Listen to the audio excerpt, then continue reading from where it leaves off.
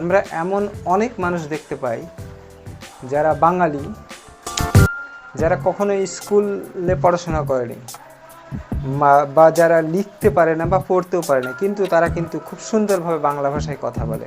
অনেক হিন্দুস্তানি আছে যারাও কখনো স্কুলে যায়নি, লিখতে পারে না, পড়তে পারে না, কিন্তু খুব সুন্দর হিন্দি ভাষায় কথা বলতে পারে, মাতৃভাষায় কথা বলতে পারে। কারণ কি?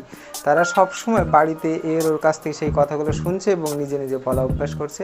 বাঙালিদের ক্ষেত্রেও ঠিক তেমনই, যে নিজে নিজে শুনছে বাবা কি বলছে, ভাই কি বলছে, দাদা কি বলছে, মা কি বলছে, সেগুলো শুনছে এবং নিজে নিজে বলা অভ্যাস করছে। তাতে কিন্তু কখনো লেখার দরকার হয়নি বা পড়ার দরকার হয়নি, খুব সুন্দরভাবে নিজের মাতৃভাষায় কথা বলছি। তো আমরা ইংরেজি ভাষাটাকে মাতৃভাষার মতো যদি নিই, বারবার করে শুনি এবং বলার অভ্যাস করি, আমরা ইংরেজিতেও কিন্তু খুব ভালোভাবে ইংরেজি বলতে পারি। চলুন এরকম ছোট ছোট আমরা কত